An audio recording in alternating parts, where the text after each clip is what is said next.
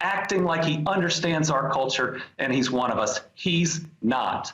This is a guy who went out to Silicon Valley that's trying to be an everyman. He ain't one of us. Kentucky Governor Andy Beshear has come out swinging against former President Donald Trump's running mate and Hillbilly Elegy author JD Vance.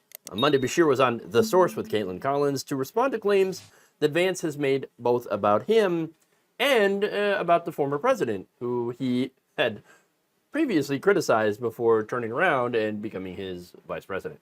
Take a look. JD Vance is a phony.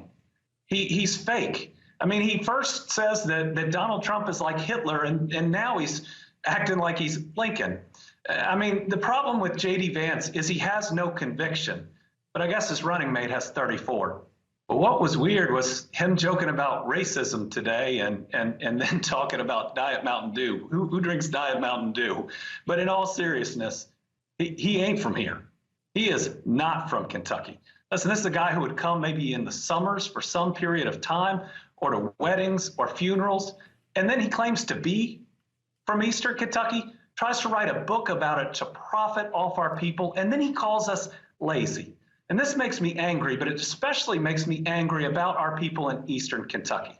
Listen, these are the hardworking coal miners that powered the Industrial Revolution, that helped build the strongest middle class the world has ever seen, helped us win 2 world wars, and he called them lazy, acting like he understands our culture and he's one of us. He's not. Okay, so I love everything about this. All right, I'm glad finally someone is talking about how Vance is absolutely a phony. Okay, he is disingenuous and has absolutely zero charisma.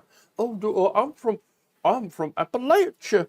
Oh, really? What do you think about labor rights? Look, when it comes down to it, JD Vance is the kind of guy that would be on the side of the strike breakers, okay? Not on the side of the workers, not on the side of the coal miners, okay? Now, look, Appalachia is pretty famous for its coal miners and its labor rights. Yes, support of labor rights. For example, the Battle of Blair Mountain, right? It was one of the largest, if not the largest, labor uprising in U.S. history, and the largest armed uprising since the American Civil War. Yes, it turns out that coal miners led the way in having literal armed shootouts with police over rights, over workers' rights. Now, Republicans, they never tell you about that, okay? Oh, no, I'm supporting the coal miners. No. You would be supporting the police crushing the coal miners, okay? That's who you are. You're supporting the corporations, all right? That's who they are, all right? And by the way, that Battle of Blair Mountain happened when coal miners attempted to unionize. So where's JD Vance on the issue of labor? Vance claims to be pro-labor, but in reality, he backs zero legislation that would actually help labor unions.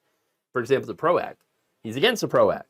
Even the NLRB's joint employer rule, which would make it easier for employees to, or for workers to actually form unions, Vance voted against that. Okay, he voted for a GOP-led resolution that would nullify that rule. So, no, when it comes to actual legislation, JD Vance has always voted against working people, not for working people. In fact, he's the pick for the corporations, he's the pick for the banks. Okay, so now that said, I want to talk about Andy Beshear for a moment. I'd like for him to be considered Harris's VP, and apparently he's on the short list. Do I know if she's going to go in that direction? I don't know. Either Beshear's a good pick, Pritzker's a good pick, of Illinois, and however, according to MSNBC, the Harris campaign has requested vetting materials about these potential vice presidential nominee picks to take on JD Vance. That's Governor Roy Cooper, Pennsylvania Governor Josh Shapiro, Arizona Senator Mark Kelly, Governor Gretchen Whitmer of Michigan, and Minnesota Governor Tim Walz. Now, look, Whitmer has already taken herself out of the running. She's like, no, I'm staying in Michigan. Okay, all right. She would have been good. Tim Walz would be fantastic. He, with a single seat majority, passed things like universal free school meals, legal cannabis, carbon-free electricity by 2040, Tax rebates for working class people up to $1,300 for people making under $150,000 a year. 12 weeks of paid family leave, 12 weeks of paid sick leave, ban conversion therapy. Yes, conversion therapy, which doesn't work, is tantamount to torture. Has red flag laws for guns, has universal background checks for guns, automatic voter registration, free public schools if you make under $80,000 a year, a ban on forever chemicals, the PFAS, and $2.2 billion increases in K through 12 school funding. And of course, sectoral bargaining for nursing home workers. That's the stuff that Mr. Walz has already done. So he'd be a fantastic pick. Super based. That said, according to reports, and these are preliminary, and this could change, but Shapiro and Kelly have to be the top two, according to these reports. So the top of the short list, right? Now, if it were those two, I'd rather have Kelly. Because, look, Shapiro might turn him off a lot of young people due to how he treated the peaceful anti-war protesters at college campuses, calling them essentially like KKK. And so, yeah, not in favor of him. That said, from a strategic point of view, he is popular in the state, Pennsylvania. It's a must-win state. And so, I mean, if you're going to go up against JD Vance for the Rust Belt, then yeah, that could be a good strategy, but you are going to end up losing a lot of the people who are, young, progressive, and are against what's going on in Gaza right now. So that said, there appears to be a lot more energy and excitement about who Harris will pick as her vice presidential candidate than there is with Trump and JD Vance. I mean, look, I remember doing a video after Trump had chosen Vance, and MAGA was like, "You choose this guy? You choose this guy? This guy's a traitor." Oh, great. Yeah, here we got Vance. And by the way, the reason that Vance was picked is because he will never outshine Donald Trump. Let's be honest. Not only will he never outshine Donald Trump because he has the charisma of a log, but at the same time, and again, that's a plus for Trump, right? Because I will never, I can't choose someone who's going to, be more exciting than me. No, I want all the attention on myself. But not only that, he's a good example of Trump cucking conservatives, making them his bitch. And that's what he does. And so he sees someone who was a critic, who had once called him America's Hitler, as now sucking up to him. And he's like, yes. Oh, I get so horny for this. I love it. Yum, yum in my tummy.